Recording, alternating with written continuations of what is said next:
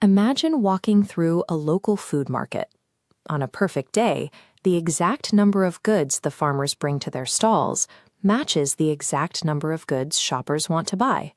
Nothing is left over and no one goes home empty-handed. In economics, we call this state of perfect agreement market equilibrium. It happens when the intentions of buyers and sellers align, creating a stable price for the goods being traded. We can map this dynamic on a standard market graph. We set up our vertical axis for price and our horizontal axis for quantity. Then we plot the downward-sloping blue line representing consumer demand and the upward-sloping green line representing producer supply. The meeting point is our equilibrium. This specific coordinate gives us two crucial pieces of data: the equilibrium price on the vertical axis and the equilibrium quantity on the horizontal axis. That single point on the chart represents the precise mathematical moment market stability is achieved. It shows exactly where the quantity demanded by consumers matches the quantity supplied by producers. Those lines on the graph are driven by mathematical rules. In this example, we have an equation defining quantity demanded and another defining quantity supplied.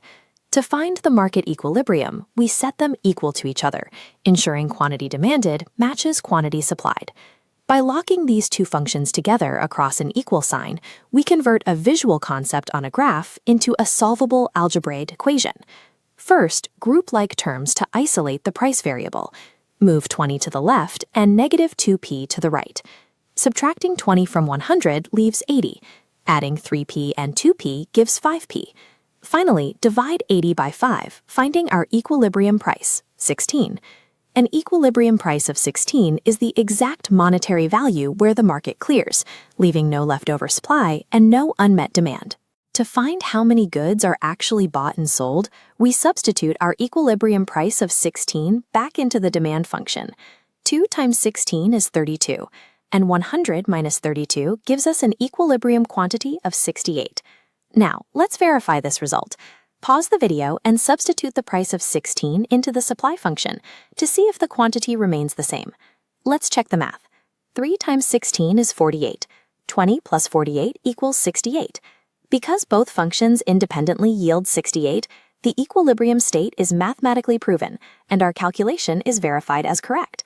Without this balance, markets experience either a surplus of unsold goods or a shortage for consumers. These calculations identify the specific price point where the amount produced exactly matches the market's demand.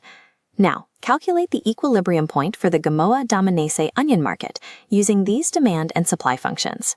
First, set quantity demanded equal to quantity supplied. Second, solve for equilibrium price. Third, substitute that price to find equilibrium quantity and verify. By following these three algebraic steps, you can determine the specific price and quantity where a market stabilizes, whenever demand and supply are expressed as linear functions.